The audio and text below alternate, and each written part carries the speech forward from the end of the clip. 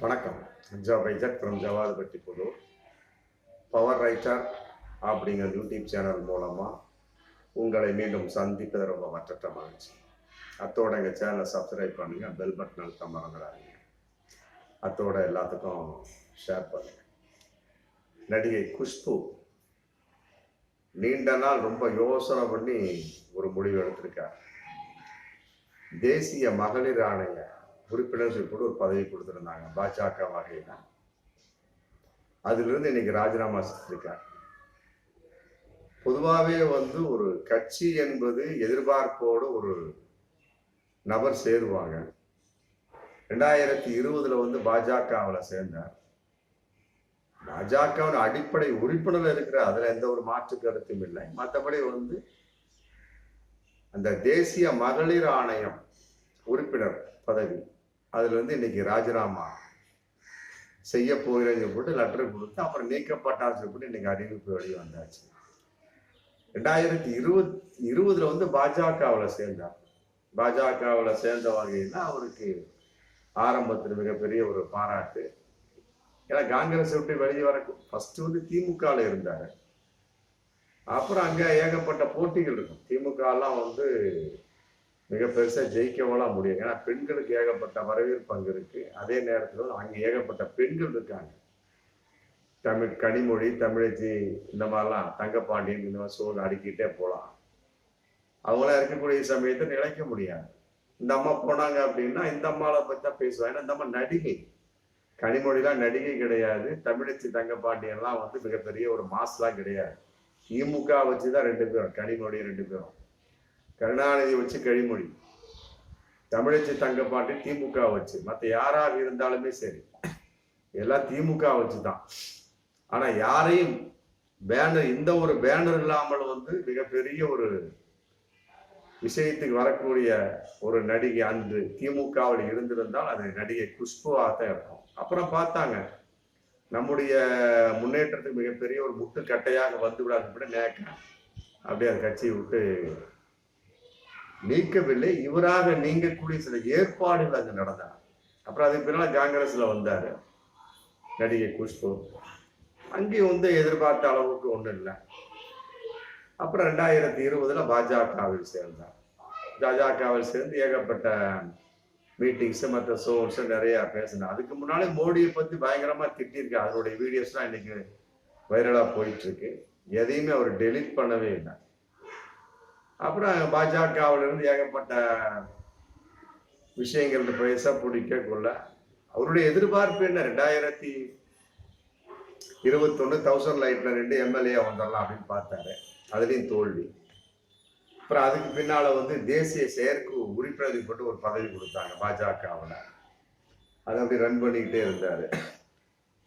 அப்புறம் 27/2/2023 மகளிர் தேசிய ஆணைய உறுப்பினரா ஒரு மிகப்பெரிய ஒரு பொறுப்பு கொடுத்தாங்க.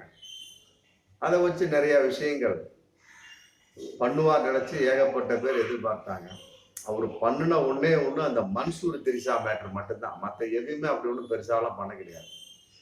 மன்சூர் திரிசா மேட்ரு சும்மா சின்ன பிரச்சனையை வேண்டுமென்றே பூதாகரமாக்கி மன்னிப்பு கேட்க வைத்து மன்சூரை அதை நான் மகளிர் ஆணையத்துக்கு கொண்டு போய் ஏகப்பட்ட அந்த முந்தா நாள் கூட லேடி சம்பந்தப்பட்ட பிரச்சனை. ஏன்னா மகளிர் ஆணையத்துக்கு கொண்டு போகலாம் இல்லையா, குஷ்பையா கொண்டு போகலாம். எல்லாத்துலேயும் உள்நோக்கம், சுயநலம். அதே மாதிரிதான் பாஜக.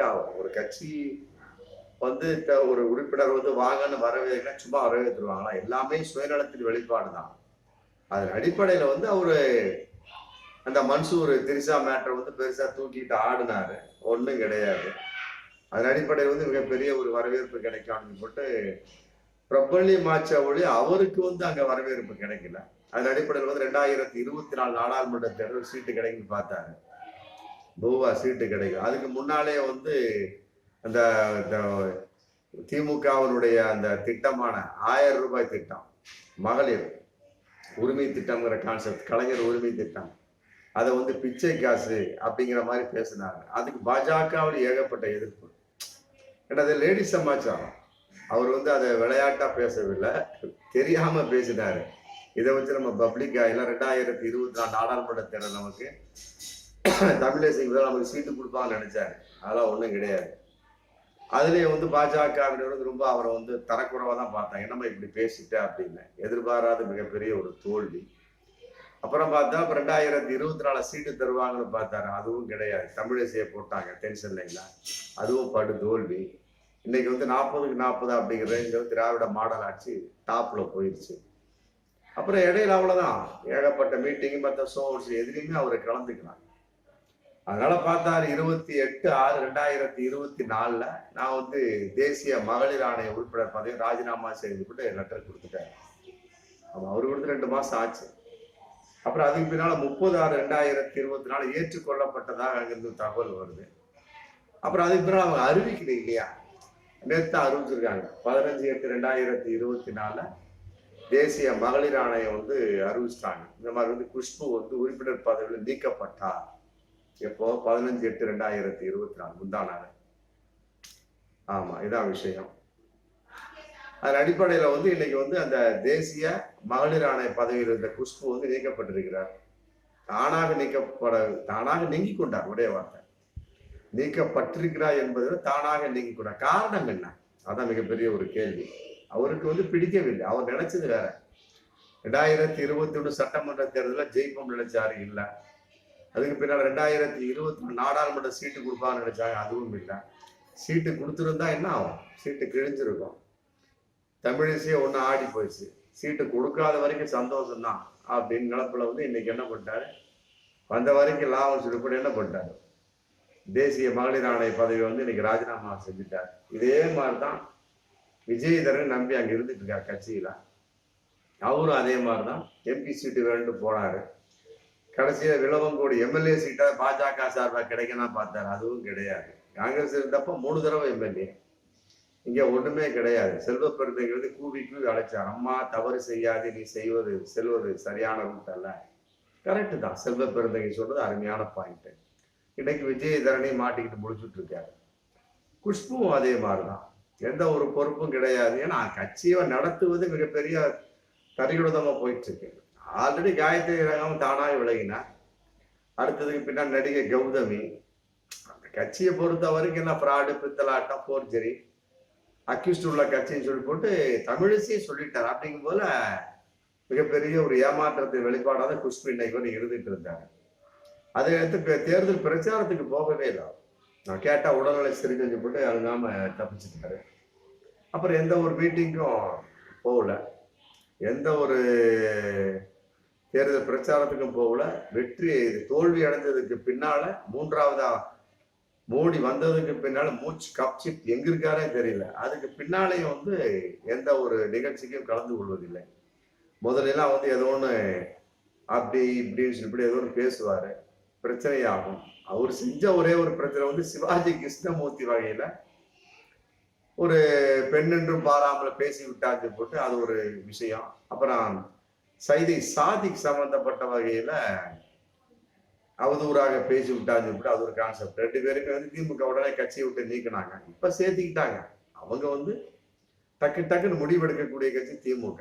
அதன் அடிப்படையில வந்து ஃபர்ஸ்ட் வந்து சிவாஜி கிருஷ்ணமூர்த்தி வகையில அழுதுகிட்டே பேட்டி கொடுத்தாரு.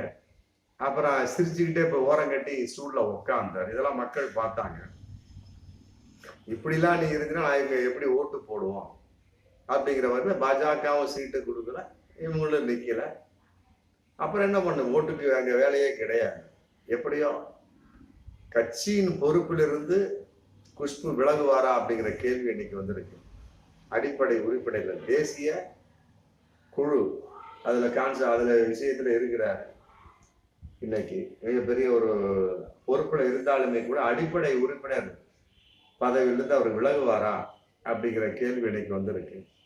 அங்கு வந்து எந்த ஒரு மதிப்பும் இல்லை, அதுல மாற்று கருத்தே கிடையாது. பாஜகவை பொறுத்த வரைக்கும் எந்த ஒரு மதிப்பும் இல்லை. அவருக்கு என்று தனிப்பட்ட ஒரு முத்திரை இருக்கு. நடிகை குஷ்பு இன்னைக்கு நின்றாலும் சரி, ஆமா, சினிமாவில் நடிக்கக்கூடிய மிகப்பெரிய ஒரு வாய்ப்பு. வெப் சீரியல் நிறைய போயிட்டு இருக்கு. அதன் அடிப்படையில மிகப்பெரிய ஒரு காசு பார்க்கக்கூடிய வாய்ப்பு. பொதுவா பாஜகவில் சேர்ந்தது கூட சுந்தர் சி வந்து ஏகப்பட்ட கடன்ல இருந்தாரு. அந்த கடனை தீர்ப்பதற்காக ஒரு பெரிய ஒரு அமௌண்ட் கொடுத்தாங்க. அப்புறம் பாஜகவில் சேர்ந்தாரு அப்படிங்கிற தகவல் தான் போயிட்டு இருந்தது. அதை கூட சொன்னதுக்கு வந்து வேறு விதமா தவறா சொல்லி அதுலயும் ஒரு பிரச்சனைக்கு மாட்டினாரு பாஜக குஷ்பு. அதனால வந்து தேசிய மகளிர் ஆணையம்ங்கிற கான்செப்ட் அந்த பதவியில் உறுப்பினர் வந்து விலகிட்டாங்க. அடுத்து தேசிய செயற்குழு உறுப்பினர் அந்த கான்செப்ட் இருக்கிறாரு. மற்றபடி வந்து அடிப்படை உறுப்பினர் பதவி இருக்கு, அவ்வளவுதான். மற்றபடி வந்து எந்த ஒரு விஷயமும் அவருக்கு பிடிக்கவில்லை. அவர் எங்க இருக்கிறார் என்றே தெரியவில்லை. அந்த அளவுக்கு அமைதியாக இருந்துட்டு இருக்கார். இந்த நிலை நீடிக்குமானால் இவர் எதிர்பார்த்த அந்த எதிர்பார்ப்பு பலிக்கவில்லை என்று கட்டாயமாக எந்த நேரத்திலும் பாஜக, இது எந்த நேரத்திலும் குஷ்பு பாஜகவை விட்டு விலகுவார் அப்படிங்கிற ஒரு தகவல் இன்னைக்கு போயிட்டு இருக்கு. விஜயதாரணியை பொறுத்த வரைக்கும் அதே மாதிரிதான். ஆமா, அநேகமா அவருக்கு ஒரு புள்ளி வச்சிருக்கிறாங்க. தமிழக பாஜக தலைவர் பதவி கொடுக்கலாமா அப்படின்னு. அதுக்கு பின்னாடி தென்காசி ஆனந்தன் போட்டியில வந்திருக்காரு. நயினார் நாகேந்திரனுக்கு கொடுக்குற மாதிரி தெரியல. தென்காசி ஆனந்தன் மற்றபடி வந்து வேறு நபரை போட வாய்ப்பு இருக்கு. விஜயதரணியை போடுறதுக்கு எந்த காரணத்தையும் வாய்ப்பு இல்லை. அப்படிங்கும்போது குஷ்புவோட நிலைமை தான் விஜயதரணிக்கும் அப்படிங்கிறதுல எந்த ஒரு மாற்று கருத்தும் இல்லை. ஆமா, மிக விரைவில் குஷ்புவை போல விஜயதரணி பாஜகவை விட்டு விலகுவார். இவர் வந்து பாஜகவை விட்டு விலகவில்லை நடிகை குஷ்பு. விஜயதரணி அப்படி இல்லை, எதிர்பார்ப்போடு போய் அங்க எந்த ஒரு பொறுப்பும் இல்லை. அதனால வந்து பாஜகவை விட்டு விலகலாம் அப்படிங்கிற ஒரு தகவல் ஆமா இதன் மூலமாக தெரிகிறது. அதன் அடிப்படையில் குஷ்பு விலகிட்டாரு, சோழி முடிஞ்சு. காயத்ரி ரகுராம் மற்றபடி வந்து நடிகை கௌதமி மாதிரி இவருடைய நிலைமை நம்ம நினைச்சுக்க வேண்டியதான். பொதுவாக வந்து ஒரு தேசிய கட்சி, அவ்வளவுதான். இன்னைக்கு வந்து அண்ணாமலையோட பாட்டு திண்டாட்டம்.